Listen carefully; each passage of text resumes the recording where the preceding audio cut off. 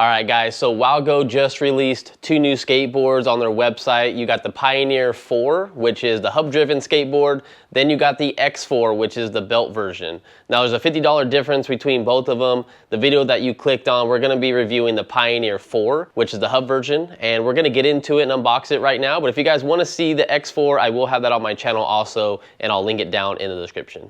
All right, right away, let's get into this box and let's check it out. All right, here it is. It's black. You got a little bit of gray accents right here. You got the Wowgo emblem with passion on the go written on here. And they do have an up arrow, which is pretty nice, so you know which way the board is supposed to be pointed at all times, just in case you're on the go real quick and you just want to step on the board and go. All right, let me get this skateboard out of the box, and then we'll shoot some B-roll, and then you can see how this board looks before we do the unboxing. Come on. Come on. There we go. A little difficult, but we got it.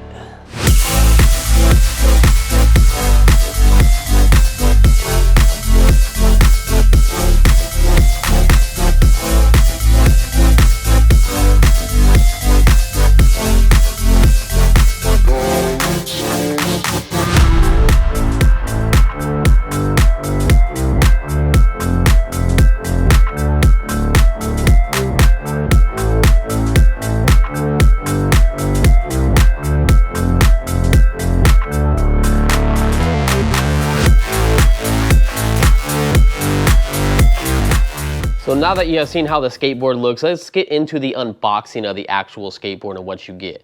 Now, again, this is the 2-in-1, so you will not get these wheels if you did not get the 2-in-1 version. It's probably just gonna be some extra cutouts right here without wheels in them. And let's start off with this. So you get some stickers. You can put these on your helmet or give them to your kids. They come with every single skateboard you get from Wowgo. They're pretty nice. And these are the cloud wheels that will come in the 2-in-1 set. Obviously, this is a hub-driven skateboard, so they are gonna be donuts in the rear, and then you're gonna get a full wheel for the front. Now, I love these wheels, but keep in mind, if you do put these on your skateboard, you will lose some range. Jumping over to this side, we have a bicycle taillight. Now, I'm not exactly sure why they include a bicycle taillight. I maybe have to open this up and see how it fits on the skateboard. I'm very curious, but they do include a light. Coming over to this side, we're gonna have our remote. Now, this is the standard remote that Wowgo gives in every single one of their skateboards they sell. This goes for the entry-level skateboards, and this also goes for the very high-end ones.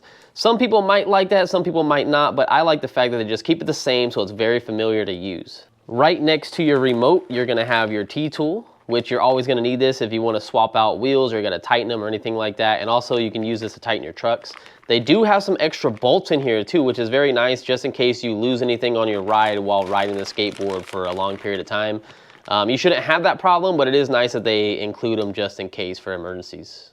Right on top right here, you're gonna have the owner's manual, so you can go through this and read about the skateboard and how to set it up and everything like that. You're also gonna have your Allen set right here, so you have a 4mm, a 3mm, and a 2.5mm. You're gonna use these if you ever have to take the trucks off the skateboard completely. You will have to expose the bolts on top, but this is also gonna come in handy if you get the 2-in-1, so then you can come to these hub motors and you're gonna have to take these Allen bolts off if you wanna switch the wheels. So keep this just in case you need it, but you might not if you don't get the 2-in-1. And then we have our charging brick right here. Now it comes in 2 pieces. So you got your main plug right here, and then you got the plug that goes into the wall. These both connect together. Come on the back, it's gonna tell you the specs, and this is a 2-amp charger. Now this is not a fast charger by any means, but it is very lightweight. It's probably about 1 pound, so you can travel with this, put it in your backpack, or you can even put it in your pocket if you really wanted to. Last but not least, you're gonna have your charging port for your remote. All right, now that you guys have seen the unboxing of the Pioneer 4, the hub-driven skateboard, now let's go to our local park. Let's go check it out. We're gonna go through the modes from 1 to 4. I don't know if they have a turbo mode on here or not, but it should hit 28 miles per hour. That's what I was told. And let's see how comfortable it is and how it feels. Oh, there's one more thing I wanted to show you guys. I want to compare it to the AT2 Plus. All right, and here is the difference between the 2 skateboards. Pretty massive difference. All right, guys, well, this is gonna be my first time actually stepping on the skateboard. I got it to this little pathway right here. I parked right on the outside of that, so haven't went anywhere really to feel how the board is. And it definitely has a concave. As soon as you step on it, It definitely has a concave. It's very, very nice. But something I'm noticing right off the bat is that these trucks are very loose. Rule of thumb, like I always say, make sure to always bring the tool to tighten your trucks, because these things are very loose for my weight. I'm about 165 pounds, and I definitely should have brought it, because going 28 miles an hour on this skateboard is not going to be safe at all. So we might not hit the top speed in this video. Another thing I'm noticing is that this board is very short compared to other boards I've been on. Now, this is the average length for most like entry to intermediate boards, but I've been on the high-end board, so my feet have actually been like way out this way. So it's a little bit getting used to that my feet have to be right here where the concave's at, because I've been putting my feet way over. So it's just something I gotta get used to, but you might be used to it, depending on what type of skateboards you've ridden. All right, so I have it in mode 1. I'm full out right now. We're moving along in a decent pace, very slow pickup. It's gonna get us our best range, obviously. And we're doing 10 miles per hour. All right, let's bump it up to 2 and see what 2 will get us. All right, so 2 moves at a speed at about 16 miles per hour. Now, I'm gonna attempt to put it in 3 and we'll see how fast we can go. We're gonna go on a straightaway. I gotta be very careful because I should have brought the tool, like I said. This definitely has a lot more pickup. Going from 2 to 3 is a huge change. And we're hitting 22 miles per hour. We're definitely moving at a good rate of speed right now. So honestly, that didn't even feel bad. I thought it was gonna be a little sketchy going back and forth, it's loose, but actually that wasn't bad. But we're now in turbo mode. So let's see how this does. Woo. All right, all right. Damn. Oh my God, oh God, oh God. Oh, 27, I hit 27. Oh, I was coming around a bend. All right, going way too fast for that. This skateboard is definitely fast in turbo mode. You will not be disappointed by the speed that I just hit. I thought I was going to take longer to get the top speed before I hit that corner, but I was wrong. I hit that top speed and I was moving and I barely had enough time to slow down, which is another thing we should talk about right now is the brakes. Let's get into how good these brakes work, because you can't have speed without brakes. All right, so we're at 20 miles an hour in turbo mode. I'm gonna stop right here where this cone's at, and we'll see how good we stop. That's nice and gradual and smooth. It does have a Hobby Wing ESC in here, so that wasn't too bad. I definitely thought it was gonna stop us a little bit faster because I am walking to where I stopped at. And this was only 20 miles per hour, keep in mind. And I was probably 80–90% on the brakes because I did not wanna lock them up. So that's decently far. It's not the best skateboard I've had for brakes. So you know what? I'm gonna circle around and do the test one more time at 20 miles an hour and redo that. All right, we're at 21 miles an hour, boom. I'm slamming on the brakes. I'm absolutely locking the brakes up and it did not slide. And we got about the same exact distance on stopping power. So keep in mind, if you had to stop in a hurry, you might have to stop and jump off the board if you're in a sticky situation. Use your best judgment, but brakes are okay, not the best. All right, so we are gonna try a 0 to 25. I would try to push it to 28, but I do not want to wreck over here. So we're gonna hit it right now in turbo mode. 1, 2, 3, go. 15, 18, 20, 22, 25, 27. It's definitely fast. Definitely fast.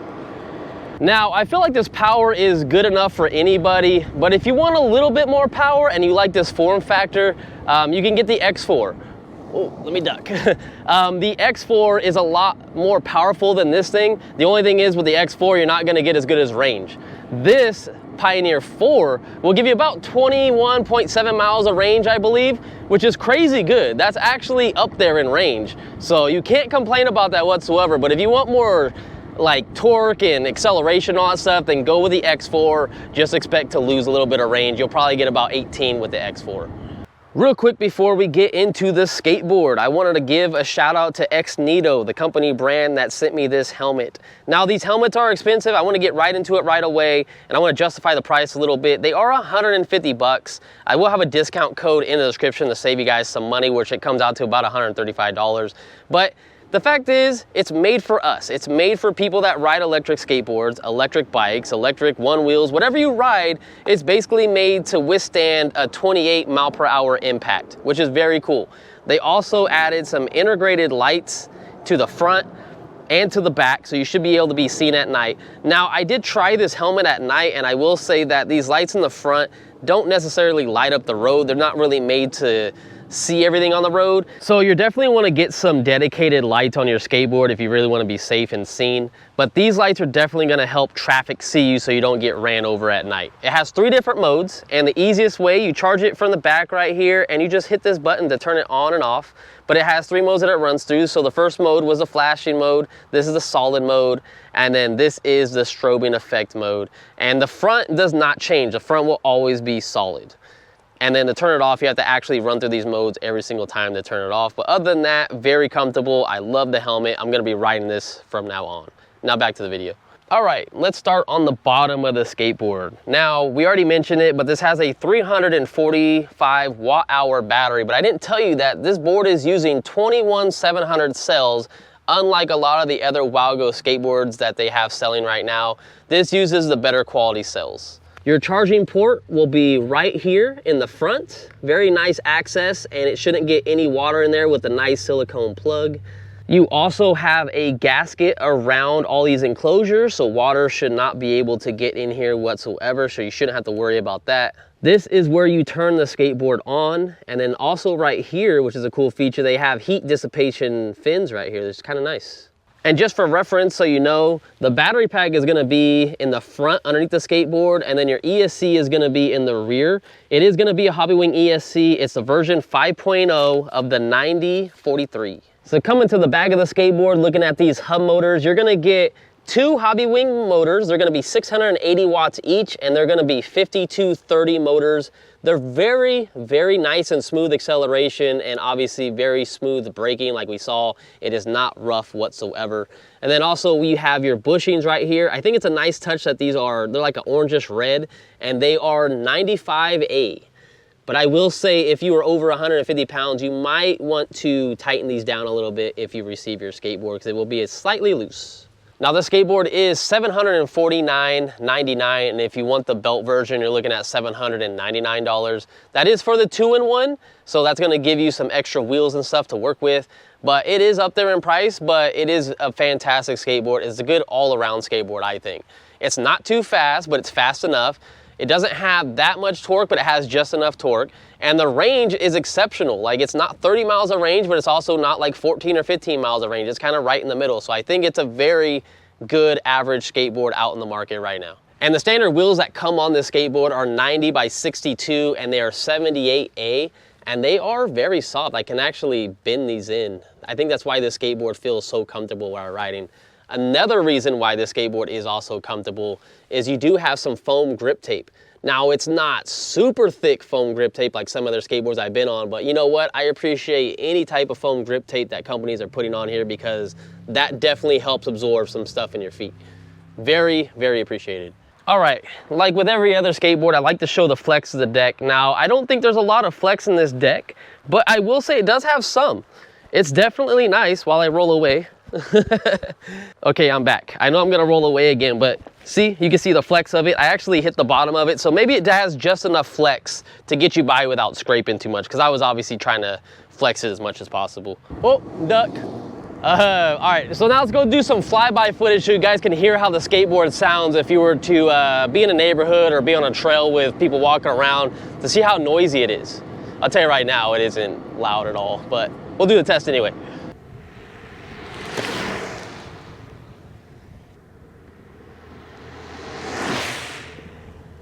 All right, guys, so here is a test, 0 to whatever speed I get to, so you can see how it looks when you take off.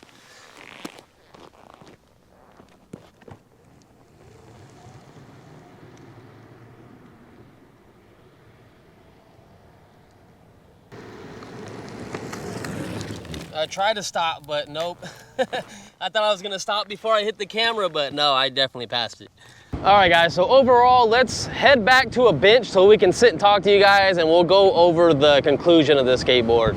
All right, well, I couldn't get the bench that I normally sit at, so we are directly in the sun right now, but overall, I will say that the skateboard is good. I mean, I don't have any problems with it. The only thing that I have a problem with is the brakes. I feel like the brakes don't work as good as I would want them to. That's only in a sticky situation. If you're just braking like normal in a group ride or just kind of, you know, just cruising, you should not have a problem with the brakes. But if you really had to brake immediately, this thing is not going to be the skateboard for you because it doesn't slow down fast enough.